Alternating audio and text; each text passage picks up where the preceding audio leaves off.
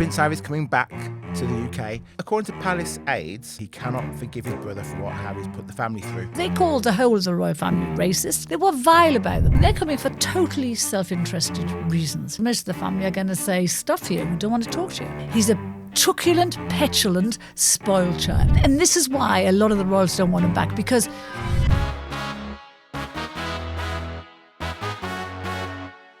Hello and welcome to the Daily Expresso. I'm JJ Anisiobi, but more importantly, I'm reunited with my angel of the North, Carole Malone. Let's get started with William, because as we know, Prince Harry's coming back to the UK next month. Yeah. Very exciting, very exciting. You maybe. Well, according to Palace aides, William is known to hold a grudge and he cannot forgive his brother for what Harry's put the family through. Of course he can't. Of course he can't forgive him, and he never will either. You know, the thing is, people might have forgotten what Harry and Meghan said during that Oprah interview. They called the whole of the royal family racist. Remember, they said questions about this. They refused to say who had questioned, who had said, what colour might the baby be. So suspicion fell on all of the royal family. So they were all branded racist. They were vile about them. And then the follow-up of the book Spare, where, Harry revealed details about Meghan's relationship with Kate. And of course, Meghan came out the superhero, Kate came out the nasty person. And the same with Will, intimate details about their lives together. And so, yes, of course he's never going to forgive him. And I don't blame him either.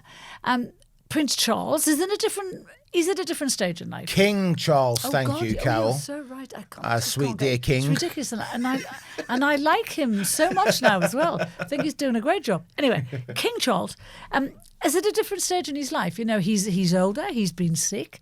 Mm-hmm. He's had a bit of a life scare. He doesn't want to end his life not speaking to one of his sons, and so he's bending over backwards to make that happen. Now, when I say bending over backwards, he's allowing Harry and Meghan to stay. I think it's in Buckingham Palace, actually. Maybe. I heard it was going to be that, and their security is going to be taken care of there. Yeah. I think he shouldn't be doing it. I think it's totally the wrong thing to do. And apparently so does Wills. Wills is saying this just sends out the wrong message, that, you can trash us, you can call us worse than you know what, and then you get forgiven after a couple of years. But, I think, and Meghan is coming with the kids. Archie is 7 now, Lilibet is 5. And so the royal family have never really met these kids. But they're not going to either, because Camilla is not going to be around when they arrive. Don't blame her, because Harry slagged her off big time. And you can bet your bottom dollar Wills and Kate will not meet him. Wills has already said that he's upset about the way his dad is bending over backwards to accommodate him. He doesn't think he should. But he has said absolutely he won't meet him. The rumours are that Harry has been trying to contact Wills, but Wills will not take his calls. And I absolutely don't blame him. And you think about the motives for this visit now. I know he's coming for the Invictus Games. I know that. That's not why Meghan and the kids are coming. They're coming because their star is in the descendant in the States. They're a laughing stock now. The big money contracts have all gone. People have realised they're a pair of grifters. They don't have any respect anymore. They're not on the A-list now of invites. So Meghan and Harry are realising that, to earn money and to monetise themselves, and that's all they've got to monetise, because neither of them have any real talent to do anything. So they have to monetise their position. And so they're realising that probably the only place they think they can do that is in the UK. And this has been in the planning for quite a long time now. You think so? Yes. Harry has been making little visits here, trying to get to see his dad, and he sees him for the odd cup of tea, the odd cup of coffee. But the bottom line is here for most of the royal family, they will never trust him again. So if he was in a room with them all, they would not be able to speak freely, because they know now he will go straight back to the US and go on CNN and blab it all. And we know he'll do that because he's done it. On the rare occasions he's been here and had, albeit small, contact with his dad, he's gone back to the States and talked about it. When he's coming here, we all suddenly find out about it. How? Because he briefs people here. He briefs his people here. So they're coming for totally self-interested reasons. They're not coming to make it up with Charles. They're not coming to try and build bridges with the family, because most of the family are going to say, stuff you, we don't want to talk to you. So they're coming here because they have to monetize themselves, and because to stay in the house in Montecito with its God knows how many bathrooms, 14 bathrooms, I think, they have to make a shed load of money, and they're not going to make it in the States anymore. Well, as you said, the Oprah Winfrey interview and the book Spare, those are the two lines that apparently William, I have to say William, I can't say Wills because the comments are going to go mental at me for calling him. They don't like me calling William Wills. They hate it. I also can't call Catherine Kate. They also don't. Yeah, we've got some loyal monarchists. Maybe it's just you that don't know. Anyway. It's those two things that Wills. Whoa. There you go. Oh, here we go again. Come on, people, complain. Dead meat. Those are the two issues that William feels crossed the line. Of course. Yeah. There were in the book, there were very private things about William, about the arguments they'd had, about what had happened to them as boys. Wills is very angry about the way Kate has been portrayed by Meghan, both in documentaries and in the book, because Kate had no right of reply, so Meghan could say whatever the hell she liked about how Kate made her cry, about how this happened. So, and Meghan has her own truth. That's what they always talk about, their own truth, which doesn't necessarily mean the truth, but it's their own version of events. And so, of course, Meghan is always going to come out the heroine in that version. And Wills will never forgive him for allowing that to happen. They dissed his wife in the most hideous way. A wife who has done more for the royal family than Harry ever had, and more than Meghan ever will. She has a sense of duty in the way those two don't. She respects the monarchy in a way those two don't. And I think he has every right to be angry. I would never forgive Harry for this. I would find it. I know everyone says, oh, it's family. You have to forgive. Well, no, you don't actually have to forgive. When your family has behaved hideously and called you racists on the global stage and trashed the institution that you have devoted your life to, when you have upset our Queen Elizabeth, when you have upset the King's wife Camilla, no. Forgiveness doesn't just come that easy. It really doesn't. Well, if you're enjoying this episode, let me ask you, please like, share, subscribe and hit the hype button. And if you're listening to us on Spotify, give us a 5-star review. Go on, you want to. Carole, back to this idea about forgiveness. If someone, I don't know, commits a murder and goes to jail, they serve their time, they come out, they're allowed a second chance. Harry and Meghan haven't done anything nearly as heinous. They've said some hurty words, and as we're always told, hurty words shouldn't be a problem. It's a bit more than hurty words. The royal family have spent years building up a reputation worldwide. It was respected worldwide. It wasn't questioned worldwide. And suddenly these two go on air and start saying hideous things and telling their version of the truth. Again, I say their version. And people now start looking at the royal family in a different way. So all the hard work of generations of royals, and it's not just hard work for them, they're working for Britain. They're working to give this tiny little island of ours a big place on the world stage. And they absolutely did that. And for these two who have achieved nothing, to trash it in the way that they have, and then expect, and it wasn't just a momentary thing. They did this over a period of 5 years. They didn't stop trashing them for 5 years. They made money from every TV interview they did, every story they broke, every story they leaked. Yeah. Harry used his childhood and his growing up and his relationships with all of his family, and he sold them to people, and he sold them to the highest bidder. And that, in my book, is the most hideous thing you can do, to betray your family in that way. And, the Queen, anyone who disses her deserves never to be forgiven. The Queen was, an icon to us all. You might not be a royalist, but you cannot deny that woman's dedication, her dedication to duty, her love of this country, what she has done for this country. Britain really should be nothing on the world stage because we're this tiny little island. We're not big. We shouldn't have that much clout. But the royal family gives us clout. We do things. The royal family, the monarchy does things in a way that I don't think any other royal family around the world does. There was poor little Trump there, on the state visit where he was trying his best to emulate us, but you can't. You just can't emulate, British class. Yes, and decades, centuries of history, you can't. And the royal family make us a lot of money in terms of tourism. They raise billions every year for this country. So for Harry to try and trash all of that and question the institution of the monarchy itself, all because the monarchy said to Meghan, we're not changing for you. You're going to have to fall in line with our rules. And in fact, I think they did more to change for Meghan and to accommodate Meghan than they had for any other person who joined the royal family by marriage. I think they bent over backwards for her. But I think she thought she could come in, become the star of the whole gig, do exactly what she wanted, follow her own path. No, you can't do that. It's the monarchy. It's an institution that you're a tiny speck part of. So we should never forgive Harry and Meghan. King Charles and William should never forgive him. Never forgive him.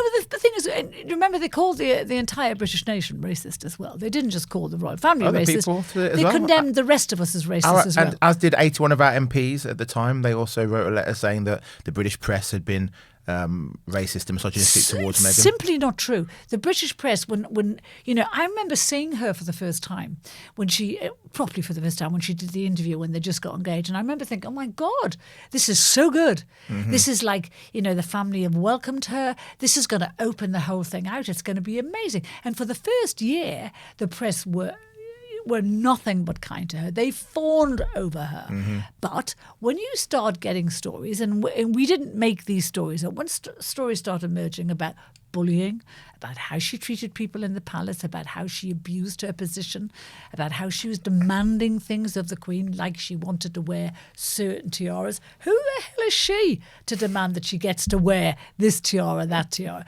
Who does she think she is? So we took against that. And we don't like bullies. Well, okay, but Harry wants forgiveness. He's made lots of attempts to call William. William's ignoring him.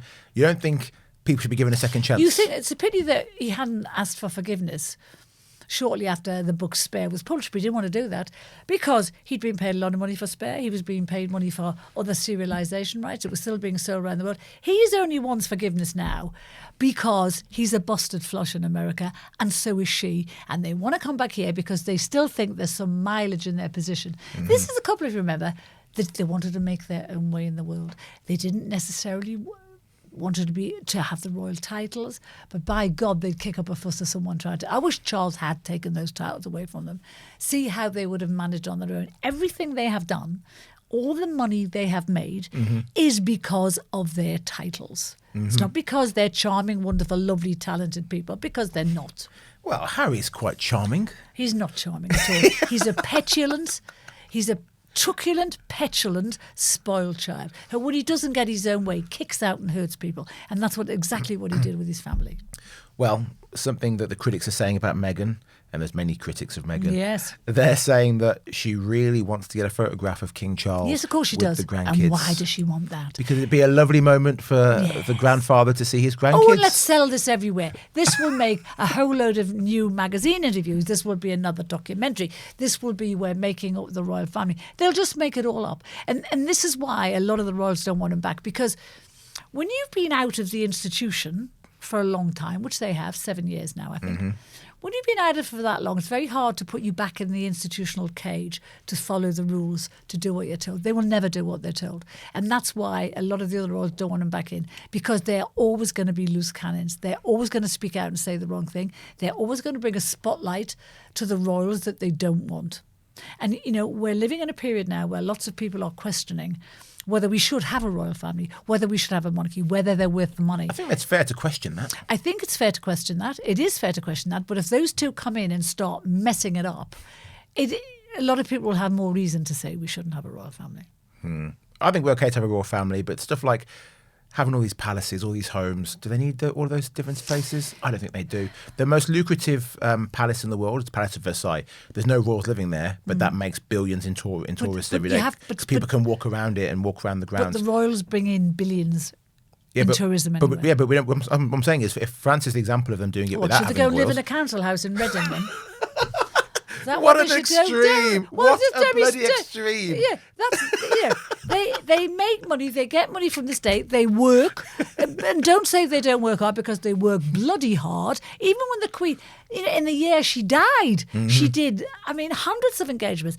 Princess Anne, still at the age of 70-something. Princess Anne's fantastic. Does 350 or something engagements a year. Yeah. They're always on there. They're always doing something, Well, listen, the royal family on a couch estate in Reading, that would be must-watch TV. But it really made me cross the other day. You've got James O'Brien from LBC belly aching about the fact that young George is going to Eton. Hello, he went to a private school. His father, who was a journalist, paid for him to go to a private school. He's got his 2 daughters going to a private school. And yet, the future King of England can't go to a private school because James O'Brien says he shouldn't. And people like Zara Sultana, who also went to a private school, says he shouldn't. So it's okay for them to do it, but it's not okay for the royal family to do it. It's just such a stupid, twisted, bitter logic.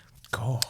Well, yeah, James... I'm angry now. You've got me really angry. I got you riled up. I am riled now. Well, I am. James O'Brien, we'd love to hear your reply to this. You're definitely going to see it. I know you watch the show, so I look forward to your response. Everything is digital now, isn't it? Your money, your photos, even your loyalty card at the coffee shop. So there's something quietly brilliant about owning one thing that isn't on a screen. Real gold bullion. The weight of it, the shine, it's just a lovely thing to hold. The Pure Gold Company, which was voted the UK's best gold broker, makes owning physical gold really simple. Tax-free gold coins from the Royal Mint with friendly one-to-one guidance from your first question to final delivery. There's no jargon, no pressure, no call centre queues. It's insured to your door or stored in a secure professional vault. So visit the Pure Gold Company today and tell them JJ sent you. Let's move on to Keir Starmer and what is likely to be our next Prime Minister, Andy Burnham. Yes. Andy Burnham. He's just an ordinary guy. He's just a normal man. No, he's not an ordinary guy. He's a dullard. He's an incompetent. I'm old enough to remember the last time Andy Burnham was a minister in government. He was lackluster then. He has never understood policy detail. He's very good talking about his beloved Everton, and he's very good about talking about music and all the bands. But get him on the economy. He's economically illiterate. I don't understand. This guy has been out of mainstream politics for nearly a decade. He's been faffing around in local politics in Manchester. And the fact he has got this title, King of the North, is a joke. Because if anyone looks at his record in Manchester, he did a bit of good for the buses. Yeah, fine, lovely. But he managed to not see that the cops in Manchester weren't recording crimes. They were actually put into special measures, Greater Manchester Police, on his watch. His record with the Rotherham, Rochdale and Oldham child abuse is appalling. Commissioned reviews, but did nothing about it.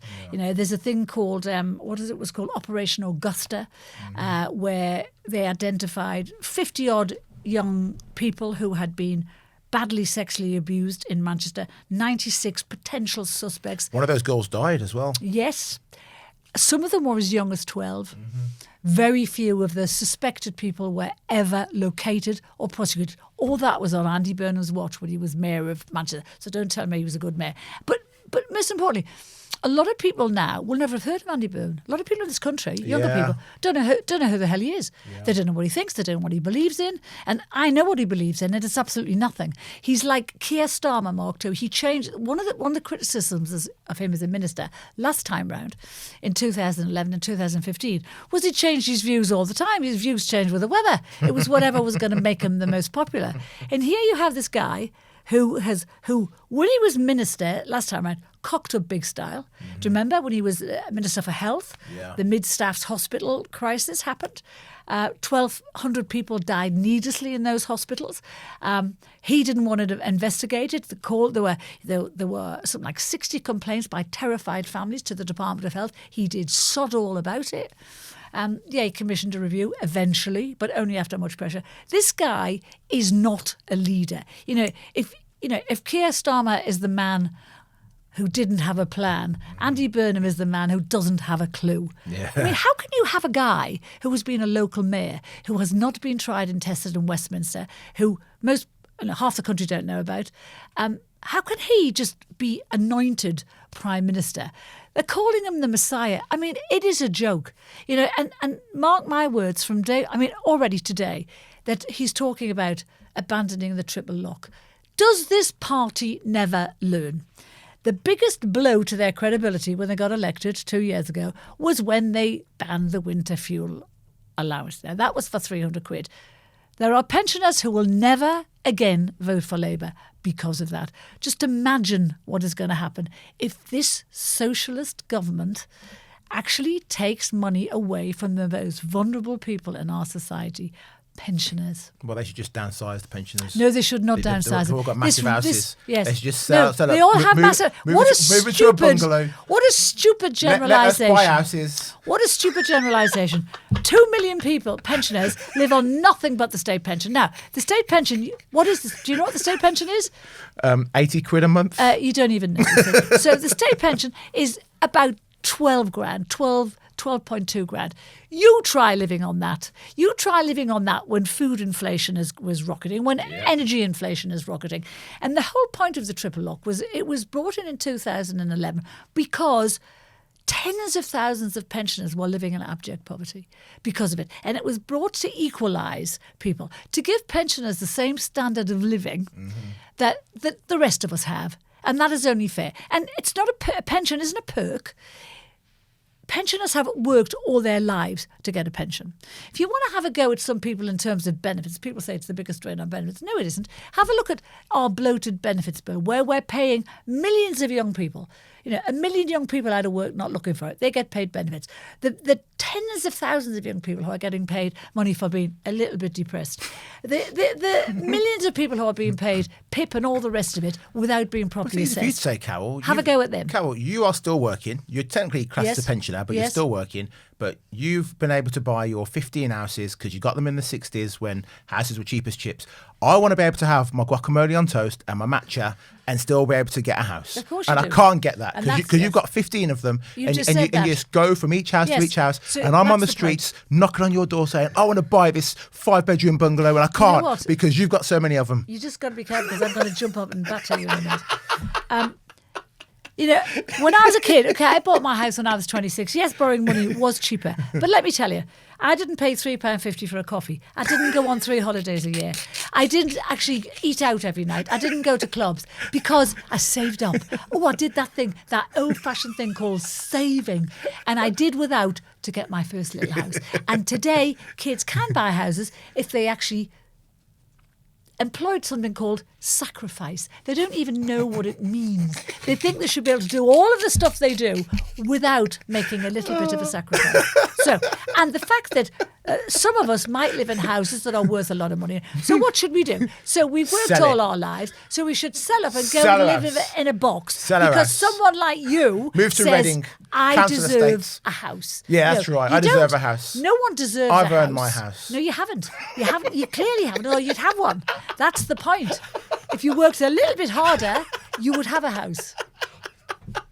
I do at least 3 jobs, 4 jobs at my age, 71. Well, that's why I can't get any employment because you've got all the jobs as well. Yeah. Maybe because I chased Disgusting. them and got them. That's why I've got the jobs. So I'm not having this crap, and sorry, excuse my language, about young people are entitled to a house. No, they're not. No one's entitled to a house. And I know lots of young people who have saved and sacrificed and got their house. And as soon as you're on the ladder, woof, you're away. You can do it, and they can do it. So no, sorry. Well, let's move on to the weather, Carole. Right. For those of you watching from abroad, I feel like I need to sleep now. it is scorching here in the UK. Nearly 40 degrees Celsius. It's not nearly 40 degrees Celsius. It is nearly 40 It is degrees. not. It's not even reached 30. The weatherman over here. No, it's not even 34. It is. This hysteria every time the weather gets to 28, 29. We've got to stop this. We are a joke. This country is a joke now. I checked right back to 1911 this week to see what the temperatures were. You opened your diary, went back. Yeah. 1911. I remember this day well. Listen, you're the one who's going to get trolled online because of the ageism jokes, not me. So, in 1911, regular temperatures of 37 degrees. It hasn't changed all that much. And this will not last for more than 3 days. And it's not going to hit 40. I can almost guarantee it. However, the whole country comes to a standstill. 750 schools closing. Yeah. We're being told, red alert, red warning, don't travel if necessary. That's absolute tosh. The only people who shouldn't be working outside in 38 degrees are labourers. Yeah. It's too hot for them. Yes, I get that's too hot. But if you work in an office and you're going from your home to a nice air-conditioned office, get your backside onto the tube and get to the office. This is just nonsense to say that industry should close. I read a piece today that said, warnings that our food deliveries could be affected, that energy supplies could be affected. So all of why? It's a hot summer's day. People on the continent manage perfectly well. People in Africa manage perfectly well. But here, they're closing schools. Well, actually, Daniel Dove, the Birdman, who is like one of our exec producers, he couldn't get a train today from the coast to come into London. Appalling. Because, but here's the thing. I checked it. The train's working fine. He's just a liar. And he's going to get fired. Yeah. Work shy. But you see, a lot of these people, and I don't count him among them, however, a lot of these people who are taking days off work, what they're going to do, they're going to get home, get the shorts on, get the vest on, go to the park, and swelter in 34 degrees. So if you can lie in the park and you can go to work. I'd much rather be in the office where I've got air conditioning than be Me at too. home. Me absolutely. But it's the attitude, isn't it? We have no resilience as a nation anymore. Yeah. Do you know we didn't win? 2 world wars And 1 World Cup. without sweating a bit. Do you know what I mean? All that's what we're talking about. Yes, I know in France, you're going to quote people have died in France. Yes, I know it was 44 degrees there yesterday. That's pretty extreme. Mm-hmm. That's quite extreme. Whereas 34 is not extreme. It just means that, it's a bit hot in the day and you have a bit of bother getting to sleep at night time. Yeah, fair. Final question. Do you think England are going to win the World Cup? Absolutely, I don't know. If they couldn't win That's against... what I like to hear, Carol. If they Love couldn't this win country. against Whatnotty last night, who was it? Whatnotty? Who was Ghana. it? Ghana, right? Ghana, who don't have a great reputation on the world stage. If you're not beating Ghana, you're not really going anywhere, are you? Not really. I believe in you boys. I believe, do it for me. Do it for Carol. Well, I want them to believe in themselves. I think if they believed in themselves a bit more, they might. But, isn't it interesting how every tournament the women footballers play, they win. Here we go. They Women's win. football. Well, it's not a here we go. It's Nobody watches. It's an absolute fact. Nobody watches That's it. absolute tosh. It's like watching League 2 football. No, it really is not. No, yeah, you're right. League 2 is much better than Well, women's what do you football. think that England game was like watching last night? Yeah, it was boring, but it's still... It was boring. The women would not have beaten Ghana yesterday. I'm sorry. They'd have You lost talk about 50-0. boring stuff. England could not be more boring currently. Have they won anything? Let's wrap this up. Yeah, Me and you are going to have a fisticuff afterwards. I might hit with some football facts that will embarrass you. Carol, a pleasure as always. Glad to have you back. Cheers. Thank you for watching the Daily Expresso. Please leave your comments below. Like, share, subscribe, and most importantly, hit that hype button. Bye-bye. Right, a quick pause in the podcast to tell you about our sponsor, Incogni. You had those phone calls from numbers you don't recognise, or you go in your inbox and there's emails for stuff you did not sign up for. Well, that's because someone somewhere is selling your private information. That's where today's sponsor comes in. Incogni. They will contact these people who have been taking your information and they'll say, oi, stop, delete it. Go to the website, incogni.com. You type in the details. 2 minutes later, Incogni are sorting it out for you automatically. And because I love you, I've got you a discount. It ain't 10%, it ain't 20, 60% off. 60% off an annual Incogni plan. Just go to incogni.com/Daily Expresso or click the link in the episode description box below.